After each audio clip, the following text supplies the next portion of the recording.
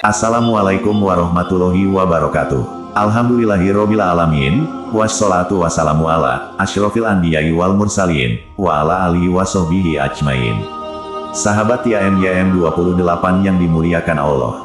Dalam ajaran Islam, kita diperintahkan untuk berbakti dan berbuat baik kepada kedua orang tua, dan jangan pernah menyakiti mereka baik secara fisik maupun psikis dan hati mereka.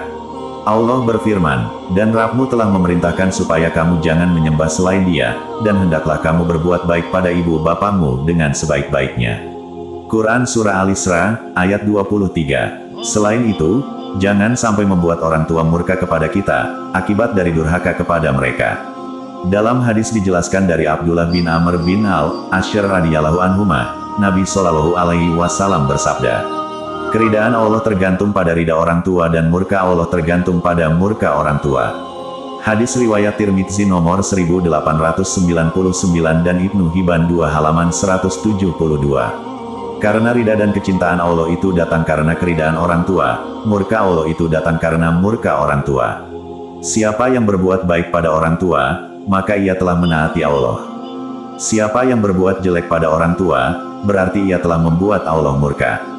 Ada sebuah kisah yang menggambarkan seorang anak yang mendapatkan doa yang cukup buruk dari ibunya, hanya karena tidak memenuhi panggilannya. Dan doanya dikabulkan Allah. Apa yang terjadi kepada anak tersebut? Apakah anak tersebut celaka atau tidak? Simak kisah lengkapnya dalam video ini. Kisah ini terdapat dalam hadis yang diriwayatkan dari Abu Hurairah radhiyallahu anhu. Ia berkata, Rasulullah Shallallahu Alaihi Wasallam bersabda, tidak ada bayi yang dapat berbicara dalam buayan kecuali Isa bin Maryam dan bayi di masa Juraij. Lalu ada yang bertanya, wahai Rasulullah, siapakah Juraij? Beliau Shallallahu Alaihi Wasallam lalu bersabda, Juraij adalah seorang rahib yang berdiam diri pada rumah peribadatannya, yang terletak di dataran tinggi atau gunung. Terdapat seorang penggembala yang menggembalakan sapinya di lereng gunung, tempat peribadatannya, dan seorang wanita dari suatu desa menemui penggembala itu untuk berbuat mesum dengannya. Suatu ketika, datanglah ibu Juraij dan memanggil anaknya, Juraij, ketika ia sedang melaksanakan salat, wahai Juraij. Juraij lalu bertanya dalam hatinya, apakah aku harus memenuhi panggilan ibuku atau meneruskan salatku? Rupanya dia mengutamakan salatnya. Ibunya lalu memanggil untuk yang kedua kalinya. Juraij kembali bertanya di dalam hati, ibuku atau salatku? Rupanya dia mengutamakan salatnya. Ibunya memanggil untuk kali ketiga. Juraij bertanya lagi dalam hatinya, buku atau salatku? Rupanya dia tetap mengutamakan salatnya. Ketika sudah tidak menjawab panggilan, ibunya berkata, semoga Allah tidak mewafatkanmu, wahai Juraij, sampai wajahmu dipertontonkan di depan para pelacur. Lalu ibunya pun pergi meninggalkannya. Wanita yang menemui penggembala tadi dibawa menghadap raja dalam keadaan telah melahirkan seorang anak. Raja itu bertanya kepada wanita tersebut, hasil dari hubungan dengan siapa anak ini? Dari Juraij, jawab wanita itu. Raja lalu bertanya lagi, apakah dia yang tinggal di tempat peribadatan itu? Benar, jawab wanita itu. Raja berkata, hancurkan rumah peribadatannya dan bawa dia kemari. Orang-orang lalu menghancurkan tempat peribadatannya dengan kapak sampai rata, dan mengikat tangannya di lehernya dengan tali, lalu membawanya menghadap raja. Di tengah perjalanan Juraij dilewatkan di hadapan para pelacur. Ketika melihatnya Juraij tersenyum dan para pelacur tersebut melihat Juraij yang berada di antara manusia. Raja lalu bertanya padanya, siapa ini menurutmu? Juraij balik bertanya, siapa yang engkau maksud? Raja berkata, dia wanita tadi, berkata bahwa anaknya adalah hasil hubungan denganmu.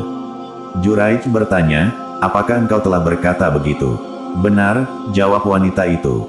Juraij lalu bertanya, di mana bayi itu? Orang-orang lalu menjawab, itu di pangkuan ibunya. Juraij lalu menemuinya dan bertanya pada bayi itu, siapa ayahmu? Bayi itu menjawab, ayahku si penggembala sapi. Sontak sang raja berkata, apakah perlu kami bangun kembali rumah ibadahmu dengan bahan dari emas? Juraij menjawab, tidak perlu. Ataukah dari perak? Lanjut sang raja. Jangan, jawab Juraij. Lalu dari apa kami akan bangun rumah ibadahmu? Tanya sang raja. Juraij menjawab, bangunlah seperti sedia kala. Raja lalu bertanya, mengapa engkau tersenyum? Juraij menjawab, saya tertawa karena suatu perkara yang telah aku ketahui, yaitu terkabulnya doa ibuku terhadap diriku. Kemudian Juraij pun memberitahukan hal itu kepada mereka. Hadis riwayat Bukhari, nomor 60 dalam kitab Al-Anbiya, halaman 48 bab Wadkur fil Kitabi Maryam. Dan riwayat Muslim nomor 45 kitab Al-Bir Wassilah wal Adab halaman 7-8. Dalam kisah tersebut, kita dapat mengambil beberapa hikmah pelajaran penting, diantaranya yaitu 1. Berbakti pada orang tua adalah akhlak mulia. Allah berfirman, dan Rabbmu telah memerintahkan supaya kamu jangan menyembah selain Dia, dan hendaklah kamu berbuat baik pada ibu bapamu dengan sebaik-baiknya. Quran Surah Al-Isra, ayat 23. 2. Seorang anak harus berhati-hati dengan kemarahan orang tuanya. Karena jika ia sampai membuat orang tua marah dan orang tua mendoakan jelek, maka itu adalah doa yang mudah dikabulkan oleh Allah. Selain itu, sebagai orang tua pun juga harus berhati-hati apabila dalam keadaan marah. Jangan pernah mendoakan kejelekan untuk anaknya, karena bisa jadi langsung diijabahi Allah. Sebagaimana yang dijelaskan dalam hadis dari Abu Hurairah radhiyallahu anhu, Rasulullah Shallallahu alaihi wasallam bersabda, 3 doa yang mustajab yang tidak diragukan lagi yaitu doa orang yang dizalimi, doa orang yang bepergian, safar, dan doa baik orang tua kepada anaknya. Hadis riwayat Ibnu Majah nomor 3862. Namun doa Ibu Juraij tidaklah sampai berlebihan, yaitu tidak mendoakan Juraij terjerumus dalam perbuatan keji, zina. Ia hanya mendoakan Juraij, agar dipertontonkan di hadapan para pelacur.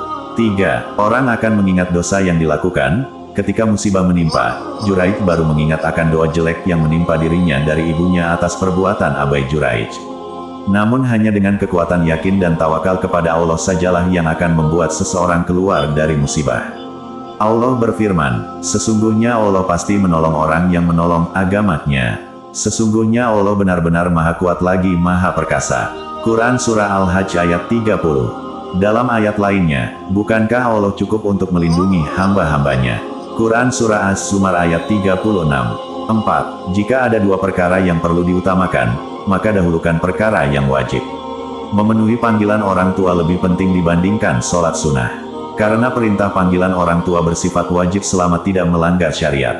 Allah berfirman, dan kami wajibkan manusia berbuat kebaikan kepada 2 orang ibu bapaknya. Quran Surah Al-Ankabut ayat 8. Imam Suyuti mengatakan dalam masalah ini bahwa, amalan wajib lebih utama daripada amalan sunnah.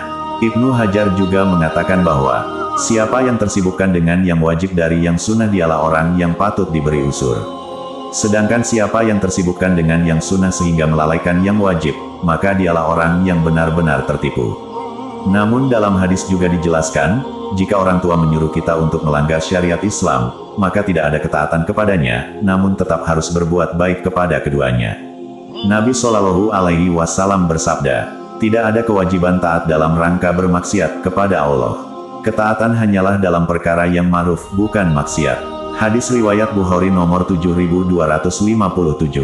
Semoga kita selalu dapat berbakti kepada orang tua dalam ketaatan kepada Allah.